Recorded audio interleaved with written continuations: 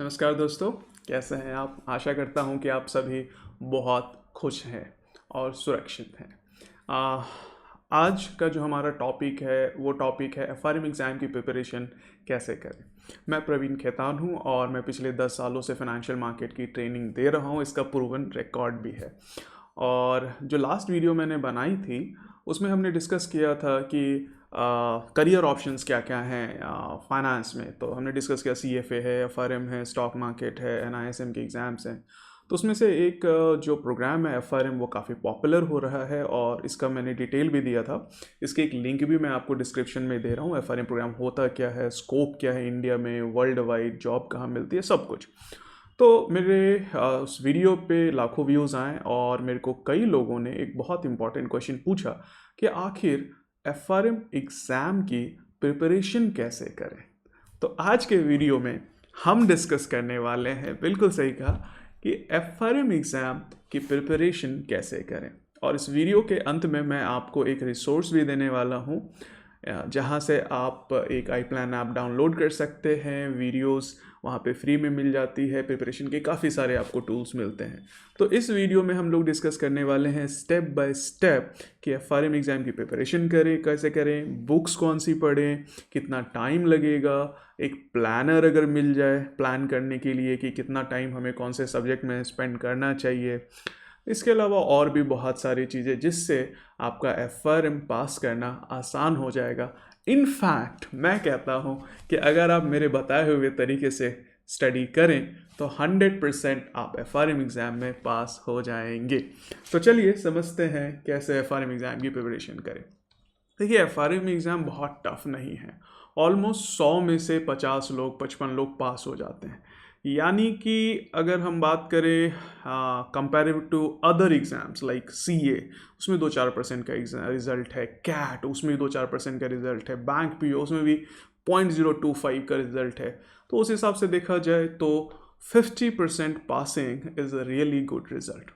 तो आपको जो मैक्सिमम टाइम चाहिए एग्ज़ाम प्रिपेयर करने के लिए FRM के लिए, मेरे हिसाब से अगर आप नॉन फाइनेंस के स्टूडेंट हैं तो आपको मैक्सिमम टाइम चाहिए 6 महीने। यानी कि आप BTech वगैरह आपने किया हो, BSc की हुई हो।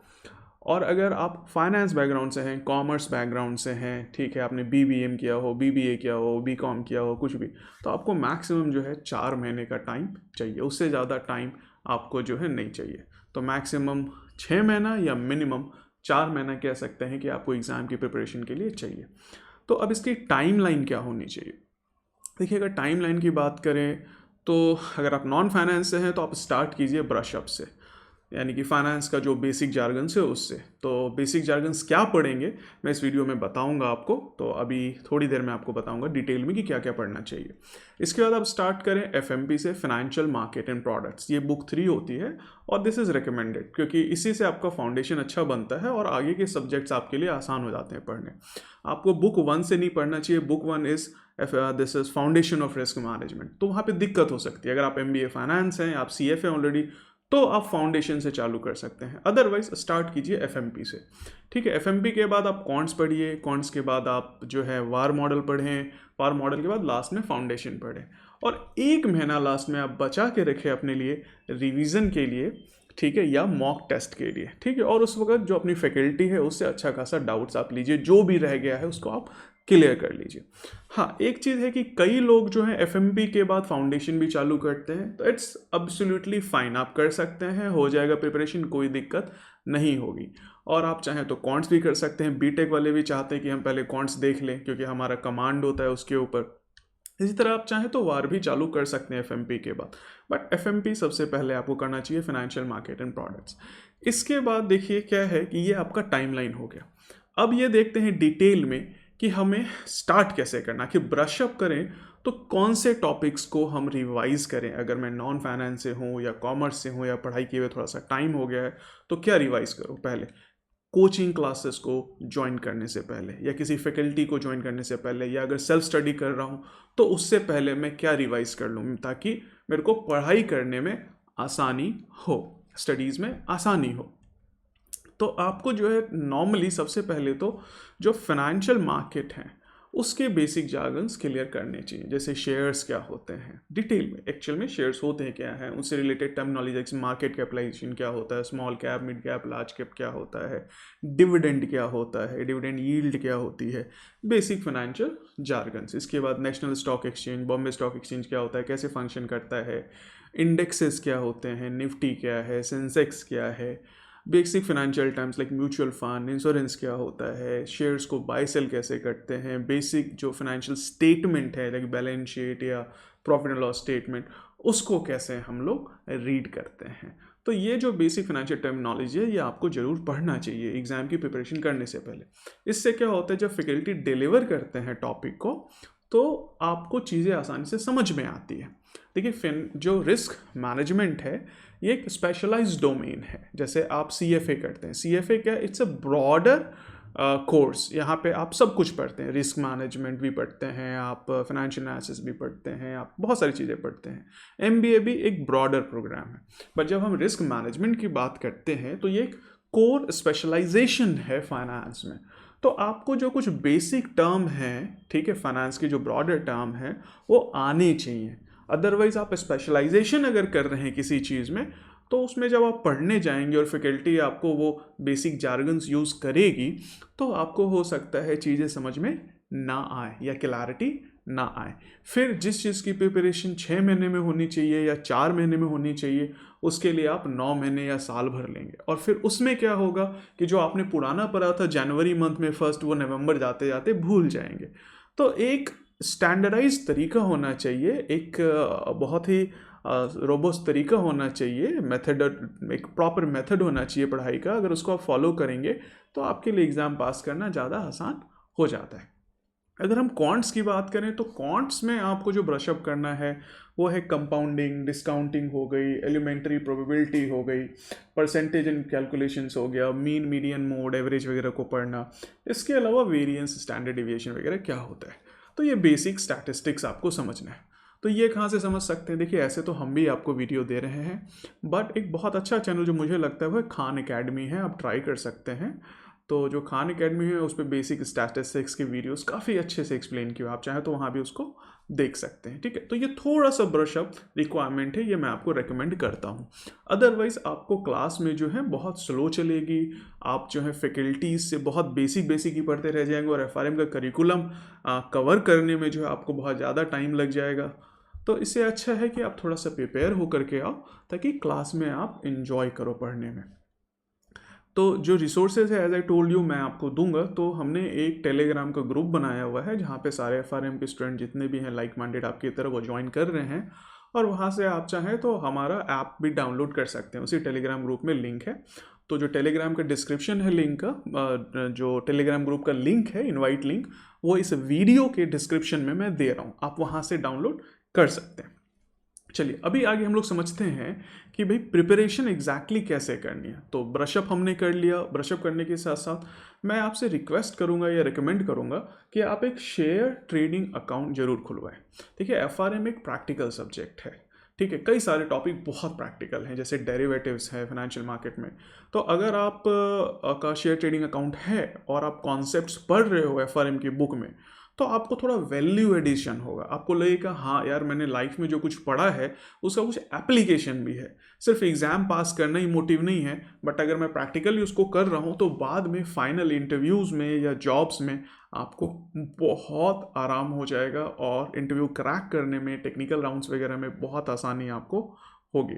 और अकाउंट खुलवाना कोई बड़ा काम नहीं है, टफ नहीं है, आप सिंपल सा ऑनलाइन भी खुलवा सकते हैं। इसका लिंक भी मैं आपको डिस्क्रिप्शन में दे रहा हूँ, आप चाहो तो खुलवा सकते हो, 200-300 रुपये लगते हैं।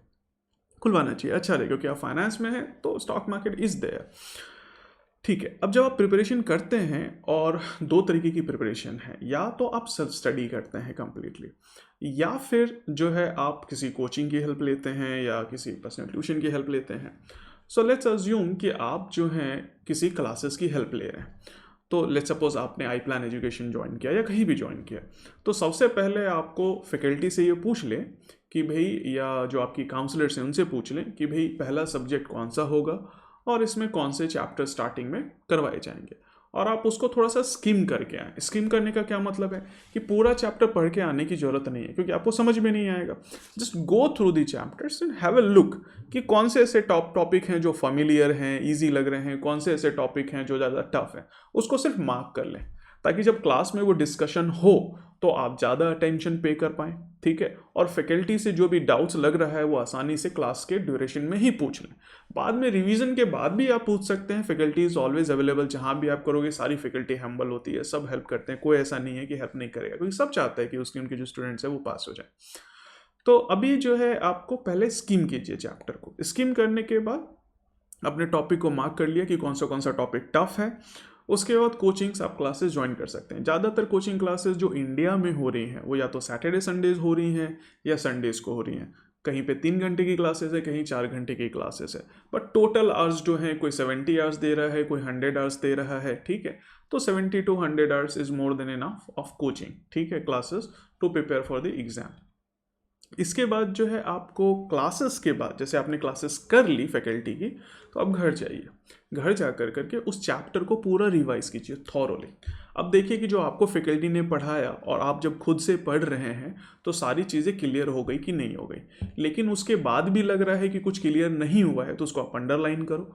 वीडियो रिकॉर्डिंग जो है आपको, या वीडियो ट्यूटोरियल जो है आपको ज़्यादातर इंस्टीट्यूट देंगे, आप वहाँ से जा कर के भी रिवाइज कर सकते हो अगर आपको लगता है कि मैं भूल गया जो फैकल्टी ने पढ़ाया था। लेकिन ऐसा भी हो सकता है कि फैकल्टी ने टॉपिक मिस कर दिया हो, तो वो आपको ऐसे भी नहीं मिलेगा, तो आप वीडियो रिवाइज करें। कई बार जैसे हम लोग हैं, वीडियो में 4-5 फैकल्टीज़ की वीडियो हम लोग प्रोवाइड करते हैं सेम टॉपिक के, कि भैया हमने अभिषेक शर्मा जी की भी दी, बहुत his like now director in DRI, and like faculties are highly qualified. We have faculties who are from IIMs, there are CFAs, FR and everything. Still we try कि हम लोग 3-4 फैकल्टी का जो है आपको वीडियो दें सेम टॉपिक का। तो अगर एक फैकल्टी ने मिस कर दिया तो दूसरी फैकल्टी की वीडियो से भी आप उसको रिवाइज कर सकते हैं। Still if you don't find कि वीडियो में नहीं है तो आपने मार्क किया हुआ है, जब नेक्स्ट क्लास होगी तो उस क्लास में आप फैकल्टी से पूछो कि भैया आपने जो पढ़ाया था ये मेरे को नहीं समझ में आया, या आपने मिस कर दिया, ये मैंने अंडरलाइन किया, थोड़ा सा आप इसको एक्सप्लेन कर दो, तो बहुत अच्छे से एक्सप्लेन हो जाएगी। देखिए, अगर आप जब तक सेल्फ स्टडी नहीं करेंगे किसी भी एग्ज़ाम प्रिपरेशन के लिए, ठीक है, आप पास नहीं हो पाएंगे। देखिए, स्पून फीडिंग जो है 10-12, ठीक है, तक या मैक्सिमम ग्रेजुएशन तक हो सकती है, बट जैसे ही आप मास्टर्स लेवल प्रोग्राम में जाते हैं, यानी कि ग्रेजुएशन के बाद के प्रोग्राम जैसे कि FRM, CFA या MBA फाइनेंस, आपको बहुत ज़्यादा सेल्फ स्टडी करनी पड़ती है। इस चीज़ को आप मान के चलिए। अब आपको जो डेली रिक्वायरमेंट चाहिए खुद से पढ़ने के लिए इस एग्ज़ाम में, तो लगभग 2 घंटा डेली चाहिए। यानी कि इन टोटल आपको बहुत से बहुत हफ्ते में 8 घंटे या 10 घंटे चाहिए वीकली।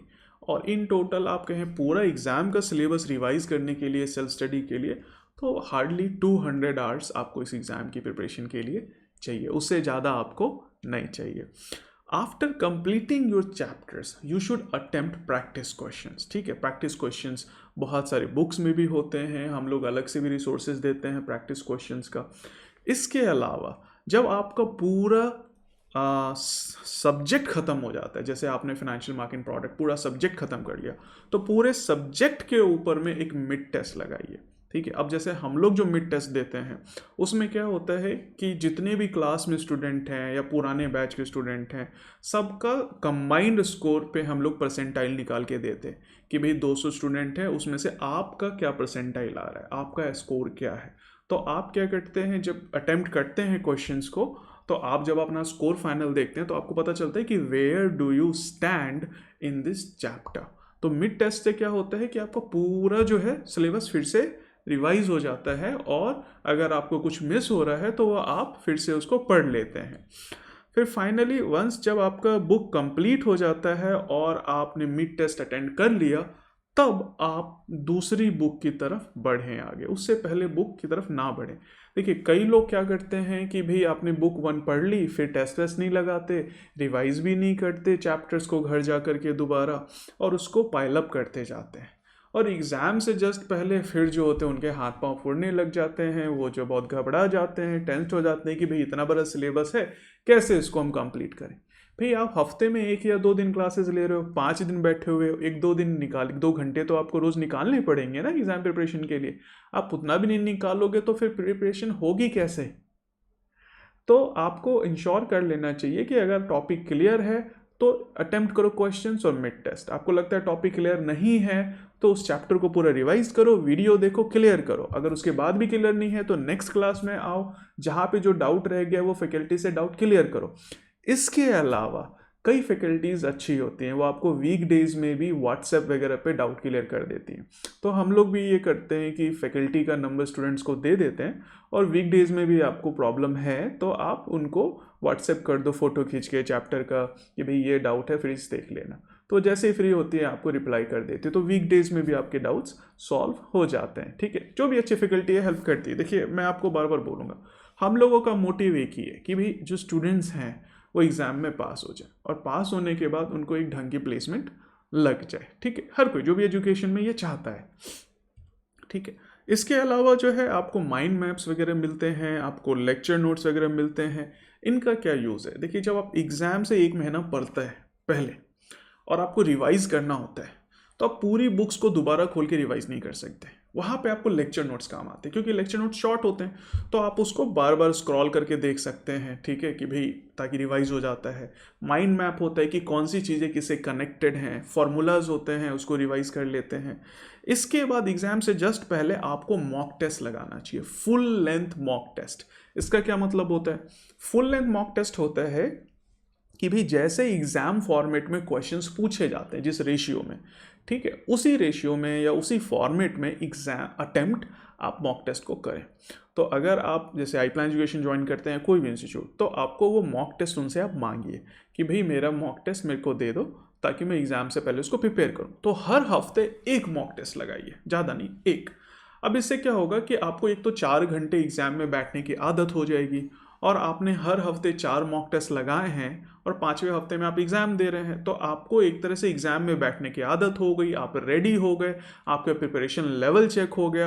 आप मॉक टेस्ट में भी 400 क्वेश्चंस लगा चुके हैं और 700-800 क्वेश्चंस पहले मिड टेस्ट और प्रैक्टिस क्वेश्चंस में लगा चुके हैं, तो लगभग आप 1500 क्वेश्चंस के आसपास लगा चुके होते हैं। और मैं दावे के साथ कहता हूँ कि अगर आपने 1500 क्वेश्चंस एफआरएम एग्ज़ाम में लगा लिए तो कोई भी नहीं काटेगा आपको एग्ज़ाम पास होने से।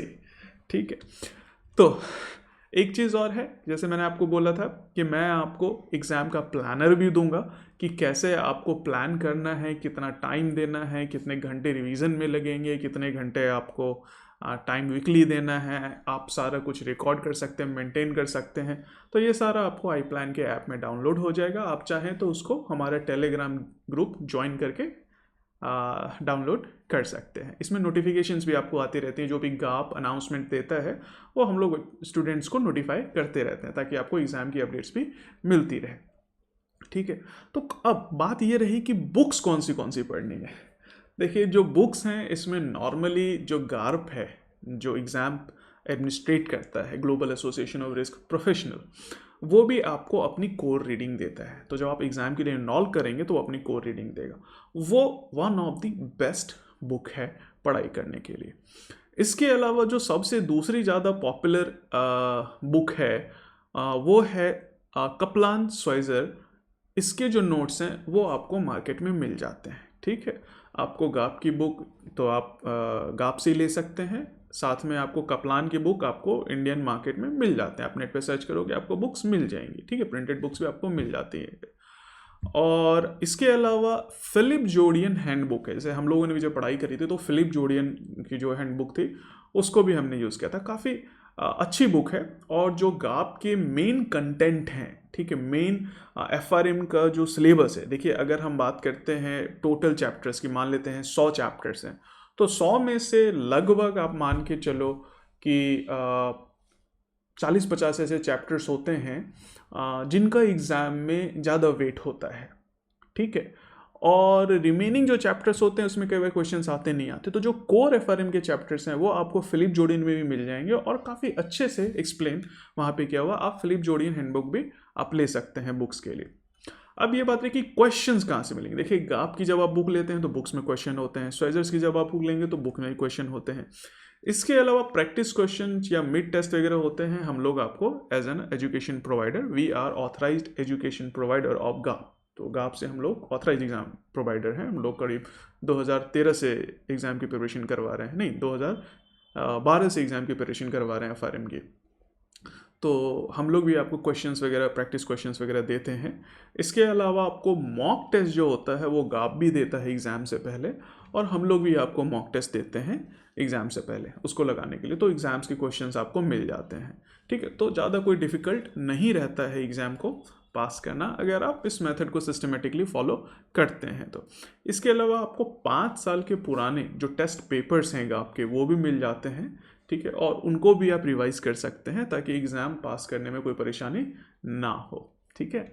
तो घबराने वाली बात तो नहीं है, ठीक है। रिसोर्सेज पूरे हैं आपके पास, ये जस्ट दैट आपको देख के पैनिक नहीं होना सिलेबस को, ठीक है, और प्रिपरेशन करनी है। सर 4 सब्जेक्ट हैं, 2 घंटे रोज चाहिए, आराम से आप पास हो जाओगे, ठीक है। और ऐप जो है मैंने आपको दे दी लिंक में डिस्क्रिप्शन में, कोई दिक्कत हो, डाउट हो तो आप आराम से जो है मेरे को पूछ सकते हो, आप मेरे को फॉलो कर सकते हो इंस्टाग्राम पे या ट्विटर पे या फेसबुक पे, ठीक है। आप इस चैनल को भी सब्सक्राइब कर सकते हैं, आप उसको लाइक कर लो, बेल बटन प्रेस कर लो। आपको कोई भी डाउट हो तो आप कमेंट बॉक्स में इस वीडियो के जो हैं आप डाल सकते हैं। तो आप दोस्तों के साथ शेयर करो इस वीडियो को, कोई डाउट हो तो मेरे से आप पूछ लो, ठीक है। I am active on YouTube, मैं आपको वहाँ पे भी रिस्पॉन्स कर दूंगा, ठीक है। सो होपफुली आपके सारे क्वेश्चंस के जो डाउट्स हैं वो सारे के सारे मैंने रिप्लाई कर दिए। स्टिल कोई डाउट है तो आप मेरे से वीडियो के कमेंट बॉक्स में पूछ सकते हैं। टेक केयर, तब तक के लिए बाय बाय।